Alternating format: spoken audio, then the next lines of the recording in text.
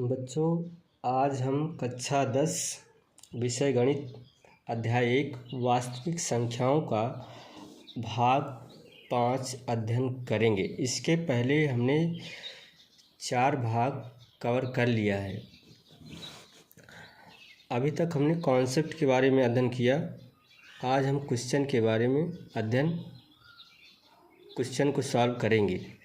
ठीक है, तो हम NCERT के जितने भी क्वेश्चन हैं एक टाइप के, उसका कलेक्शन एक जगह कर दिया है। इससे बच्चों को समझने और क्वेश्चन को सॉल्व करने में आसानी होगी।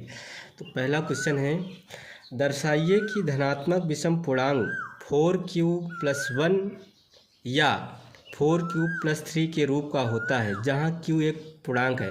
ऐसे प्रश्न को हल करने के लिए सबसे पहले हम संख्या को मान लेते हैं। कैसे? माना a एक धनात्मक पूर्णांक है तथा b = 4, ऐसा हमने माना। आपका सवाल होना चाहिए कि हमने 4 ही क्यों माना। सवाल को देखेंगे जब प्रूव करना है। 4q + 1 4 + q के रूप के लिए है, इसलिए हमने b को कितना माना? 4। तब यूक्लिड विभाजन प्रमेय से हम जानते हैं a = bq + r, जहाँ r का मान 0 और 4 के बीच में होगा, अर्थात 4 से छोटा 0 के बराबर भी हो सकता है। अर्थात r का मान हम कहाँ से कहाँ तक लेंगे? r का मान 0 1 2 3 4 से छोटा लेना है, 4 के बराबर नहीं, इसलिए हम 3 तक संख्या ले रहे हैं। अब इसी r का मान हम यूक्लिड विभाजन प्रमेय में रखेंगे। जब r बराबर इसमें 0 रखेंगे तो a = कितना होगा? 4q। ठीक, अब जो कि 2 से विभाज्य है, फिर r का मान 1 रखेंगे। तो जब r का मान 1 रखेंगे तो a = 4q + 1 होगा, जहाँ r क्या है? एक विषम पूर्णांक है।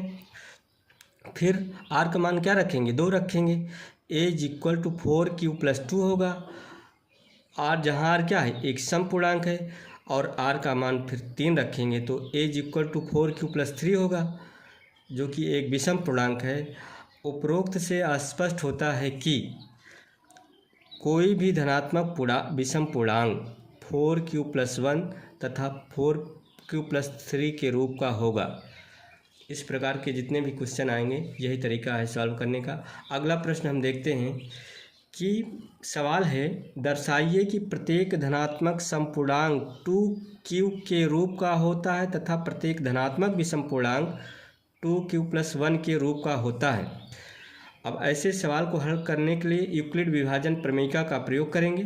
फिर पुनः हम माना a कोई धनात्मक पूर्णांक है तथा b बराबर कितना मानेंगे? इस बार 2 मानेंगे।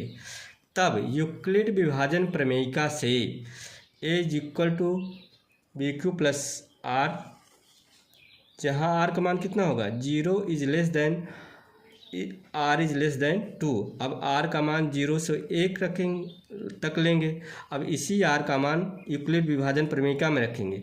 रखिए, r का मान कितना लेंगे? 0।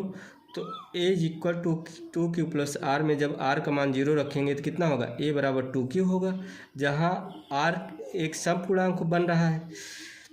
इसी प्रकार r का मान अब 1 रखेंगे तो a = 2q + 1 होगा, जहाँ r क्या है? एक विषम पूर्णांक है। अतः उपरोक्त से स्पष्ट होता है कि एक धनात्मक पूर्णांक सम या विषम पूर्णांक हो सकता है। अतः कोई भी धनात्मक विषम पूर्णांक 2q + 1 के रूप का होता है।